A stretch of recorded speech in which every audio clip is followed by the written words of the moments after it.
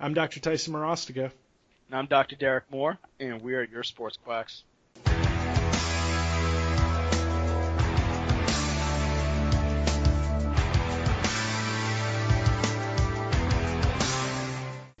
All right, everybody. On today's podcast, what we got for you is disc injuries and some possible red flags and some possible yellow flags during your intake, which you should start to take into account when dealing with patients with possible disc problems. So, coming from my background, I've gone through the McKenzie diagnosis treatment seminars. I've also done flexion distraction and multitude of other seminars. And what I found throughout my time in these seminars is really a matter of, with discogenic pain, the first thing is really just trying to identify, is this coming from the disc? And if it is this a big issue, or is this something that we can start to treat more conservatively? And a lot of that has to do with the intake and what the patient's actually suffering from symptom-wise. So the first thing I always want to go into is really just your intake. Do you have all the proper lines of questioning? And do you have the proper understanding of how to make it streamlined? You don't need to ask 70 different questions. You need to ask precise questions to give you more precise answers. And all your questions should, at the end of the day, have a reason for them. Don't just ask random questions without having a reasoning for it. You're bringing me nightmares of clinic back again. That's it, right? Yeah, you're just asking these random questions, asking your male patients, just like, have you ever been pregnant? No? All right, just had to make sure I just knock that off. Okay? Yeah. Oh my gosh. But it's more so of, all right, get your proper intake, and then start to go into your exam, because not all back pain is made alike. Not all referral pain is discogenic pain.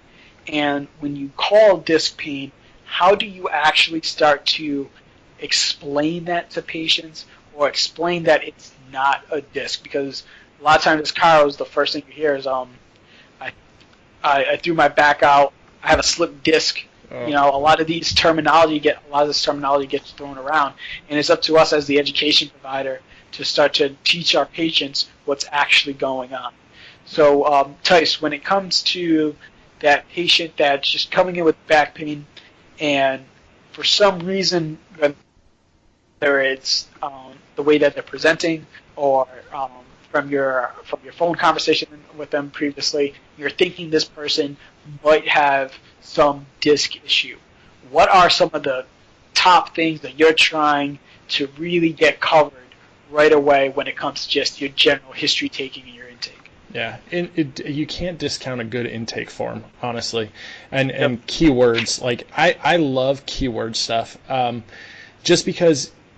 And this is one thing I will say, like, I loved in diagnosis classes, and I loved in even like radiology stuff, like courses where we talked about presentation.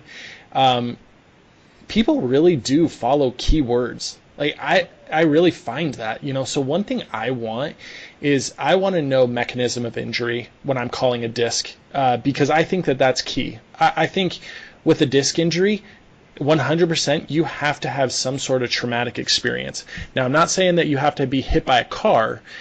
There has to be a connection to me. There has to be a one moment where the patient went, holy crap, that was sharp pain, right? Yep. To me, it has to be. It can't be someone who's like, oh, I rolled out of bed and I was achy and I was sore and it won't go away and I've got some pain down my leg. Guess what? That's not a disc injury. Right. So for me, history, like, oh, I was bending over, leaning, pulling, and I felt immediate pain. That to me, I'm going, yeah, hey, that's a red flag. Like, hey, okay, or that's drawing a cue to me. Like, okay, Yep. disc type injury.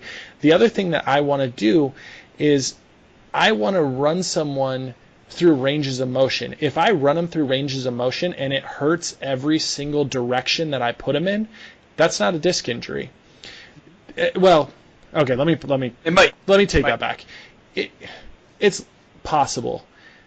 More than likely, it's not, just because you can have muscular response to a disc injury, so it could hurt in all ranges of motion. But if I'm taking them through ranges of motion, a lot of times with a true disc injury, they'll feel better in a certain position. There's your Mackenzie. There's my throwing it out there for Mackenzie. If you guys want to give me a kickback for that, please do. But there's my, I'll give that to them, and I agree with that. That's my first standpoint. Like, I don't like when people call in and building in my head like a pre-diagnosis before they get here. But being a solo practitioner in an office, I do handle a lot of phone calls, and I always ask, hey, what's going on? And when they say to me, oh yeah, I was bending over and I came up and I felt sharp pain, I am in my head building up a disc, and I'm building my examination the way that I'm going to handle it. I don't know if that's a great answer, but that's the way I feel about it. Right, and like I said, it immediately it'll start to create that line of reasoning for you. It's like, okay, I'm thinking disc, so you start to ask the question: explain your pain to me. Does it go anywhere? Where do you feel it? One of the biggest things, when I have a disc injury for a patient, and I believe that the pain is coming from the disc, the way that I explain it to them is I use the term discogenic pain, so pain it's coming from the disc, and it's like, oh, do I have a herniation? I was like, you might not, but that's not what's causing the pain. Mm-hmm. And you can go, there's a poor correlation with it, so it's not 100% guaranteed. So I'll tell them right away. I'm just like, if we look at an MRI, we might find something, but right now with your symptoms, I'm not thinking that this is a case that would warrant an MRI. And the pain might be coming from your disc, but the next question ends up coming, are you in constant pain? So the reason why I ask this question is because patients will say, I have pain all the time. So I'll repeat it. All the time? They're like, all the time. It's like, there's not one point in the day where you don't have pain. When I stand up, I don't have pain. I'm like, oh, boom, right there. And you cling on to that because right there's your little nugget. There's your little in. There's something going on when they're standing that's now a possible remedy for what's going on with their back. Is it sitting? Is it sitting posture? Are they in a position that really starts to exacerbate the pain? So you ask them what's making the pain worse. And all of that will start to kind of not only lead you into your exam, but it's going to lead you into your treatment also. Mm-hmm. And now, the big red flags for me, I'm pretty sure, I think any clinician should know this, it's going to be bowel and bladder issues. Sure. Do you have a problem urinating? Do you have a problem actually emptying your bladder, or do you have a problem holding your bladder? Those are two major things. Some people just say, do you have a problem going to the bathroom? Sometimes it's actually even emptying a full bladder. Is that what's going on? Does it hurt when you urinate? Because as a male, we start thinking, is this an issue with the prostate? Do you have these other diagnoses in your head when you're asking these questions? That saddle paresthesia, and numbness or tingling within the groin. You hear that patient, the next thing isn't a question. The next thing that's happening is you're getting out of my office. Right. Like if you ask a question after that, you're probably done. It's done. More like, hey, do you have numbness and tingling in your groin? Yes, I do. Cool. You're getting out of here. You're not mine. Oh, yeah, exactly. You're not my patient. I'll call you an Uber. We'll figure this out together. Exactly. I'll get you out of here quick. So with that, I got to ask, so how often do you see disc lesions associated with neurological symptoms? Do they go hand in hand? Are they always together? Are they sometimes together?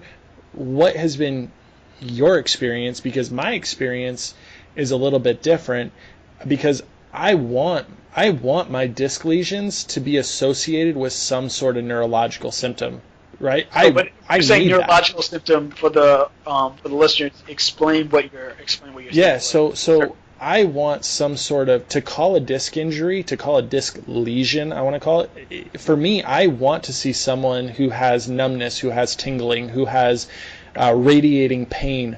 I don't want to call a disc injury if it's localized, not going anywhere. I don't want to sit and panic someone because I don't want to sit and go, hey, you have localized low back pain, but you have a herniated disc or you have a disc injury, because then they're going to go, oh crap, this is the rest of my life and it's just going to get worse, right? Right, absolutely. I don't like localized pain and disc diagnosis. Right, yeah.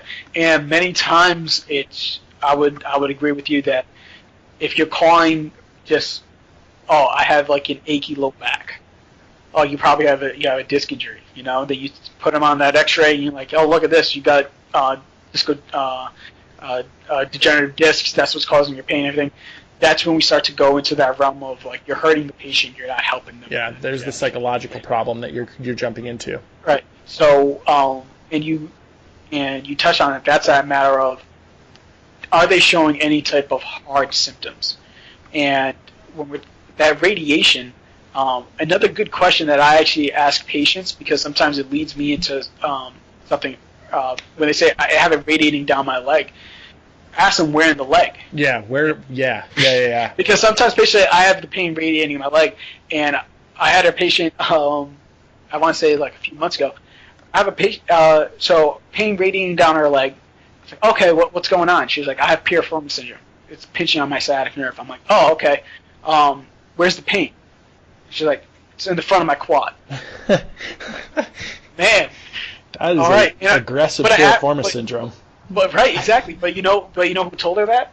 Her acupuncturist told her that. No, come on. So now I have to have this anatomy session with her. It's like, okay, this is where your sciatic nerve is. This is the type of symptoms that you'll have. And then she's like, where is it radiating? And she says it stops mid thigh. So that's always a good question about when patients say their pain is radiating.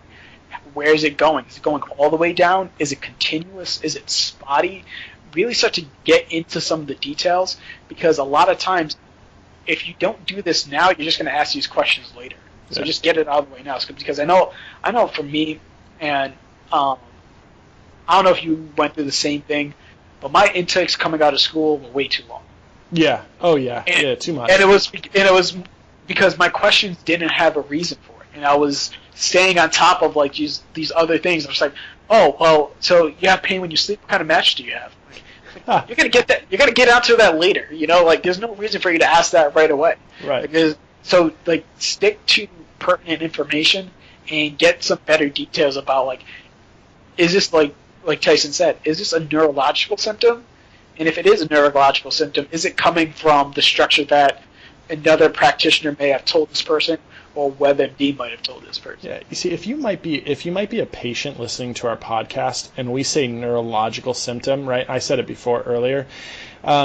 You might think like, oh, why the heck is a chiropractor treating a neurological problem, right? And that's where, to me, I have to differentiate between, I call them hard and soft neurological symptoms.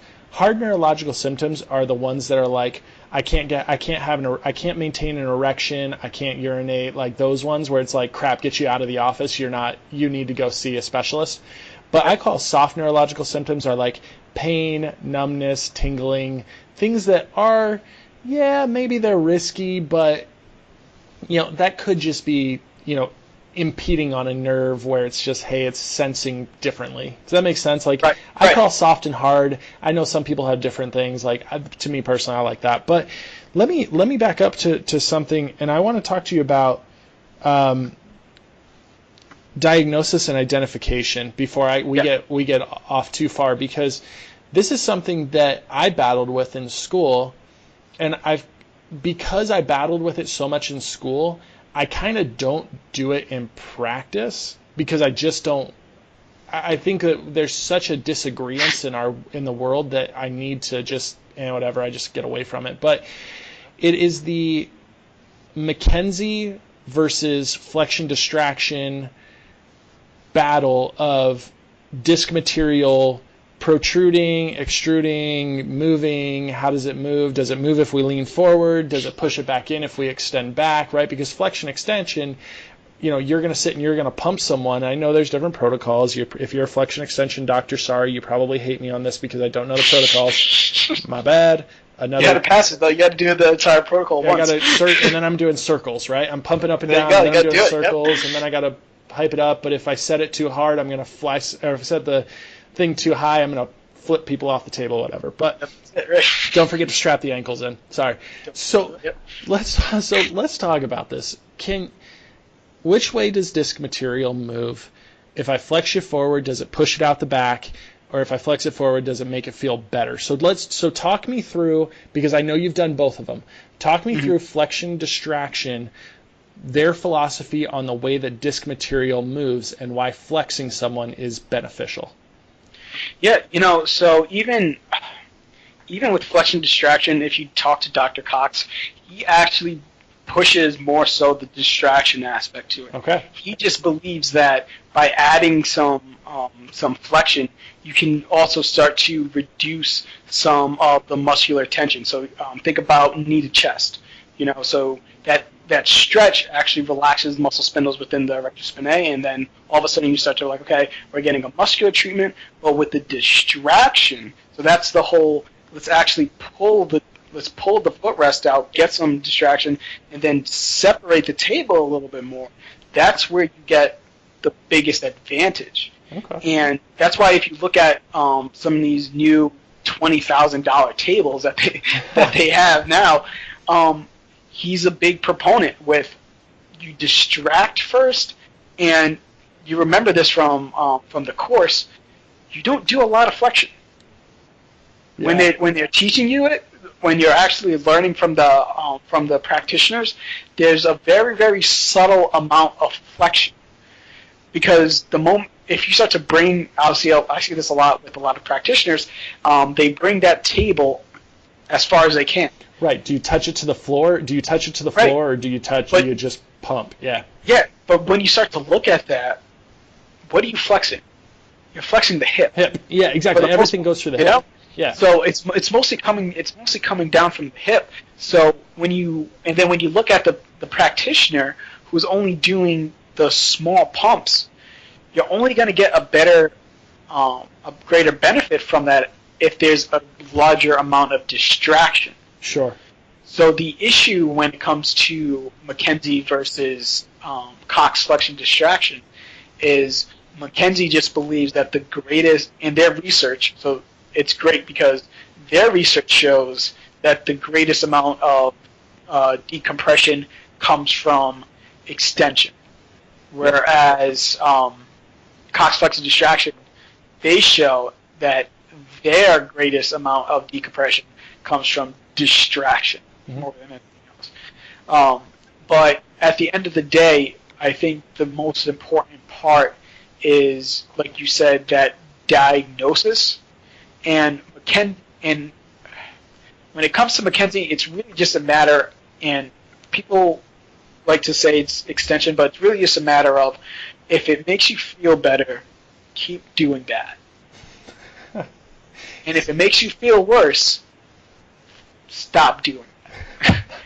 It's honestly really just that simple. And it's really not a lot. It's not a lot of mumbo jumbo going around. The tough part is when we use that jelly donut shooting out the back and stuff as that analogy that we like to use. It's something that, once again, as clinicians, it made sense to us in chiro school. It probably made sense in PT school, but it's really just not what's happening. And the patient all of a sudden just imagines their jelly donut just splurting out everything all over the place. And I saw. So actually, let me say this. So I just saw one of our colleagues. He bought a lumbar spine model. Thank you. Oh my gosh, yeah, a model. I know where you're going with this. Thank you for reading my mind. I appreciate that. So I watched him, and he's demonstrating this thing on Facebook, and he puts his hand on top of the vertebrae and pushes down, and it shoots a bubble out the back.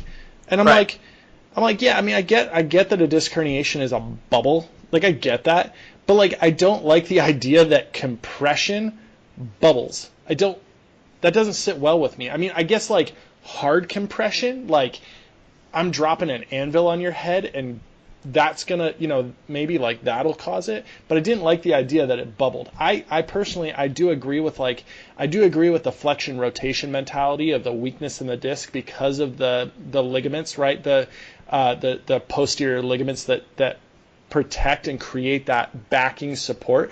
But I'm just not a firm. I have a hard time. I guess I have to see a pretty I don't know, not a trauma, but a pretty quick, severe motion to see annular tearing that would weaken it to cause a protrusion of a disc. Right, and it doesn't necessarily have to be a quick motion. It could just end up being a bad position at a bad time. Sure, that increases that pressure, right? That Right. builds up that maximal pressure because the disc, like you have to think about the purpose of a disc, right? The purpose of a disc is that it has fluid on the inside to support your weight, like to support jumping, to support like moving, that quick motion, that fluid, that nucleus pulposus is so pressurized that it can withstand 200-300 pound more. Obviously that's just your body weight, but tons of amounts of pressure pushing down on it so that your discs don't just cram into each other, right? Like the purpose is to withstand pressure, to create pressure to withstand pressure. Does that, you know what I mean? Right, absolutely. And but we're also not working within a vacuum. It's not spine just working by itself. You have all these structures around it creating more stabilization. It's the point where these other stabilizers fail that the disc becomes problematic for a lot of people. So when I'm dealing with sometimes with an athlete, what I tend to see is more if we just stick with like a deadlift, is not so much of the guy lifting that one heavy 1 rep max. Mm-hmm. It's more so when they start to get into a little bit more volume work. Yep. And they start doing the repetitive stress because you start to add that fatigue, and now all the structures that are supposed to be protecting this spine start to window away, and it creates that window for that load to exceed the capacity for the structure, and then that's when the injury happens. Exactly. It's just that load has just exceeded the capacity due to what I'm typically seeing is just due to fatigue when we're talking about like that traumatic disc herniation from exercise. Yep. Very rarely do I see an injury from someone saying, "Hey, I was maxing out," or "Hey, I was prepped, I went heavy." I very rarely do I see someone injured like acutely from lifting heavy, like chronic. If they know what they're doing. If they know what they're doing. Thank you very much. That's exactly it. Most cases, I see someone that goes, "Hey, I hurt myself when I was warming up with the bar." Right. Yeah. I see exactly. it all the time, and I'm going, yeah, exactly, because you pulled a weight. You pulled a light weight. Your muscles said, no worries, I got this. Didn't stabilize, didn't prep for that motion, and you injured yourself. And I see disc injuries with that all the time because guess what? You were not stabilized. Your muscles said, I'm going to take this one off, and you pulled, and it went wonky, and you injured it. Right? Exactly. And that's why I tell the patients, especially when I start to bring them back into just that stage where they're no longer in pain and they're looking to be more active and they're trying to do everything. And I tell them, like, from now on, if you're doing a warm-up set, you need to go into there neurologically understanding that I'm going to do this exercise and there shouldn't be anything else going on. Walk up to the bar, focus in on that, and every time that you put that weight on your back or you're going for that pull, you need to have a certain amount of intensity, and don't just walk up to the bar and just like, all right, I'm just gonna knock out these 5 sets of 10, and then we're just gonna start building this up. Yeah. Because that's not the way to do it. And then even now, what they're finding, especially even with some of the research from McGill, is he's actually even like pushing away from doing volume in general. He wants guys to start to do just like 5 sets of 1 or 2 reps. Yep. It doesn't even necessarily mean like 100% 1 rep max. Like doing your set, just put the weight down, reestablish, focus, brace, up, put the weight down, reestablish, taking extra time between your repetitions versus just clink, down on the ground, up, clink, down on the ground, up, going back and forth there, fatiguing the system because there's really there's less and less benefit coming from that type of style of lifting. Exactly. There's less benefit and way more risk. I listen to a guy named Quinn Hanick. I love him. Dr. PT, if you don't listen to him or you don't watch his stuff on YouTube, watch it. It's great information. And what I like is that we're talking about that prep. Like, he talks about this stuff. Like, you're not going in. Like, if you're someone who goes in and you're like stretching for long periods of time, you're doing this long, drawn out warm up thinking you're protecting yourself, you're not. Like, get in, get resistance, get weighted. That's the best way to activate. Sorry, when I say activate, I know that's kind of whatever. But basically, preparing yourself to get into a heavier situation, the best way to do it is to start weighted in doing that movement. If you're doing that movement unweighted, you're not helping yourself. So let's get back to our disc injuries, though. Sorry, we can go off on training protocols and stuff all day long because that stuff fascinates me. But here's the thing: when it comes to disc stuff, I want to get into the kind of the overall, how do you talk someone out of disc injuries, right? I always use the study, I believe it was, and this is where I'm at fault because as an evidence-based chiropractor, I should have this article and research memorized. It should be like tattooed on my brain that I know where it came from and what it was. But I believe it was a Harvard study that came out basically that said the vast majority of cadavers that they opened up had bulged discs or had protruded discs, right? Right. I don't know if you know that one. I remember reading it, and I remember just loving it. But I always mention that to people. Like, look, you're going to have a disc injury. If you have a spine, guess what? Your discs are going to take a beating. Like, and yeah, maybe you're more likely to have it if you're an athlete, especially like a football player, especially someone who plays an impact sport. But guess what? You're going to have disc lesions at some point in your life. And just because you have a disc problem doesn't mean that you're going to have back pain. Right. And a lot of times when I start to talk to patients about that, the biggest thing is I tell them, hey, there's probably something on imaging, but it's not affecting anything that we're doing. I tell them, like, hey, listen, if I think you have a disc injury, this is how I'm going to treat you. Because this is how you treat disc injuries. Mm-hmm. So if I did your MRI, what's that going to do to my plan? It's not going to change it. Not going to change it. So I'm going to treat you as if you have a disc injury. Now, if I'm not too sure what you have, and let's just say I'm thinking that you might have just some type of facet imbrication with some hip stuff going on, some muscular stuff going on, and I'm not completely ruling out disc, but I'm just not going to treat it like a disc, then I'll leave that open, and I'll tell them, like, hey, this is what I think's going on, but if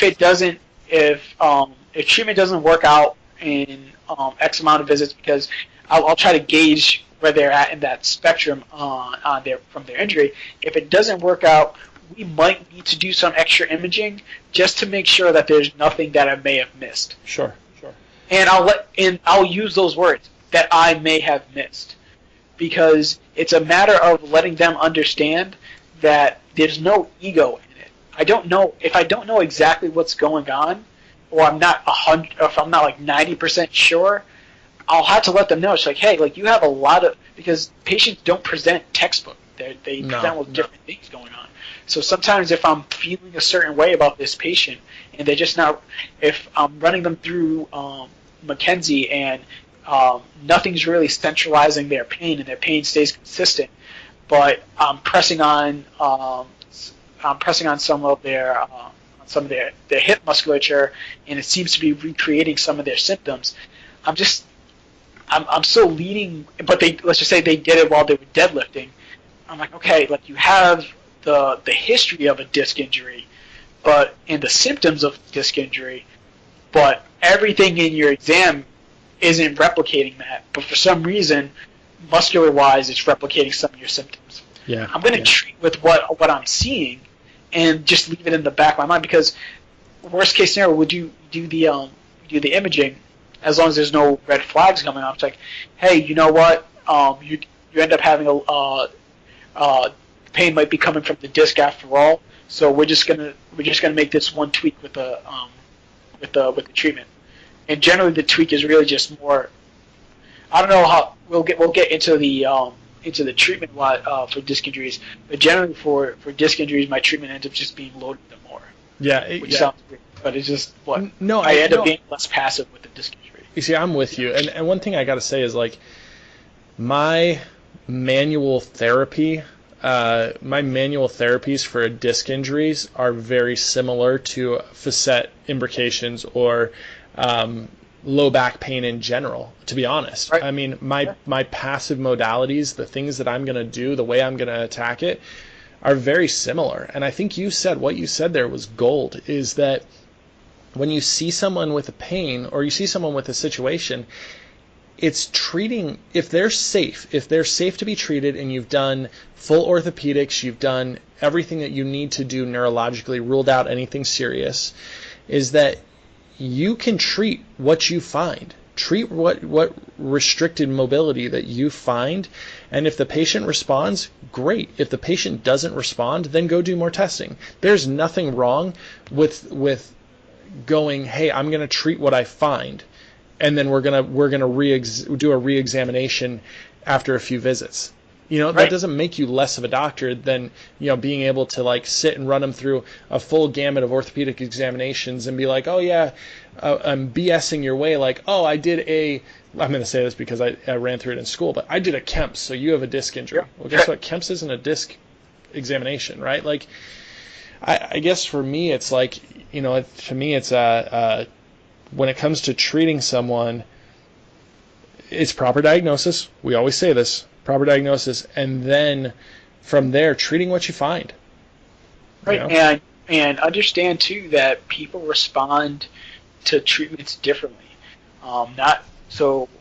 Mackenzie has this this type of stigma where people should respond fairly quickly. If you're not getting 50%, when I was there, if you're not getting 50% better within 48 hours, then Mackenzie's not right for you. And I'm fine with that, but that puts a lot of pressure on that Mackenzie clinician when that patient comes back and he's like, oh, I'm not really that better, because what they tell them to do is, if you're in a Mackenzie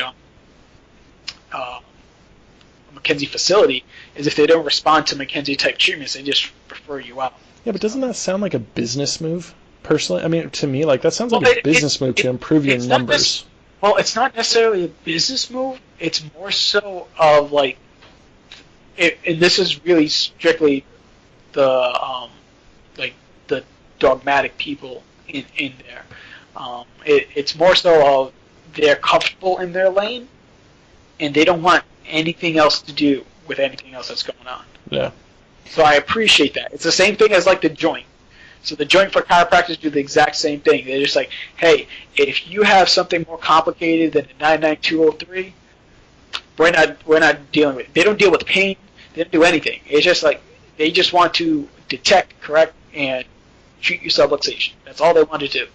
And they found that lane, and they don't deviate from it, so I have no problem with that. Because if you're a happy, healthy person that just likes to get adjusted, and you don't want to pay for good treatment, go ahead.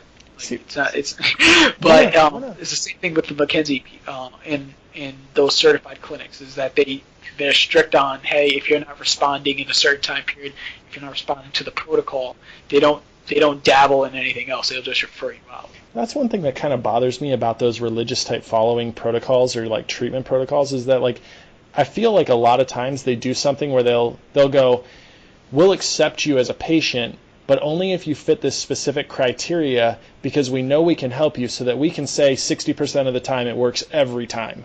There you go, right. But they have great. But that like if you're saying like that's for their business, that's good. But and for a patient, that's better because they know, hey, if I go here, if I have a disc injury, these guys are gonna fix it. Yeah, you see, I guess I get that, but it doesn't fit my. You see, for me, I get frustrated because that doesn't fit my style of practice, right? Right. I'm not ready. I'm not ready to say like, hey, I'm only going to see you if you fit my specific ART mentality, and I can't. I don't. That doesn't sit well with me, right? Like and to me, it sounds like a business move, but also I can see where you're coming from and saying like, no, it improves patient outcomes. So I get that, like Yeah. I get that. You see, I think too. I'm thinking probably too financially, where it's like, oh, we can say I can do research on all of my patients that were accepted into my program because guess what? I know that I can guarantee that it's going to work because they fit this specific criteria. But that's when you get when you teach protocols like that, the diagnosis is key. Like that's 99% of what you do because guess what? You're going to throw them through protocols and it's going to work for them if you did the right diagnosis. Right. And for the end of this, I'll go on this little bit of a tangent Sorry. just so I can let people know why. So the thing, well, I'll touch upon the McKenzie thing one last time. So the reason why that system works in that situation is when we're talking about like financially too, is because the moment that you do your intake, they take you through your motions. So everything that they do counts as exercise. So you got to think about that in a billing aspect because your intake is an hour long, but you're moving them throughout the entire thing. That's 4 units of exercise. So that, and if your outcomes continue to get, like if your treatment creates outcomes where you're getting patients better faster, and you can prove that, all of a sudden insurance companies will start to like you more. So if I can get you better in 4 visits, the insurance company will allow you to bill out more. So that's a big thing that they're seeing in North Carolina, is that insurance companies are just like, okay, you're getting people better faster, you might be billing them this amount of money, but in the long run, you're saving us money because your company's like referring out or getting them better in 4 visits. Right, and unfortunately for us, there's not many states that actually allow us to do that. You know what exactly. I mean? Like if a chiro starts billing out 4 units of exercise, you're gonna have a problem. Yeah, I do that in Arizona. I'm getting red flagged immediately, and they're looking at me like I'm absolutely crazy. Right. So it's a matter of when it comes to the aspect of like McKenzie and being a McKenzie zealot, there's good and bad to it. But I think for you and for me especially, I'll talk about myself on that. If all you're doing is disc derangements, you might get really good at that, but I'm just not ready to just stop dealing with other types of injuries. Yeah, it sounds boring. Yeah, like some people, like that's what they do, like grandmasters at chess, they play chess, that's what they do, and some people are happy being that person where like, hey, I found that passion, my passion is disc derangements and extension, and this is what I want to do, all for it, but I like that aspect of a little bit of chaos. I have a back patient, and then a hip patient, and then a knee patient, and then a neck patient, and kind of going in not necessarily knowing what I'm going to see that day. It might be I might not ever master any of those specific areas or specific injuries, but I feel as though I'll be a master clinician being able to figure out if this patient is going to get better with my help. Sure. So, guys, thanks for listening. Remember to like us on Facebook, like us on Instagram, follow us on Twitter. Let us know what's going on, what you guys want us to talk about. As always, the show is made for you guys. We're trying to get as much involvement so we can start to talk about topics that you guys are pretty interested in. Other than that, everybody have a good night. We'll talk to you later.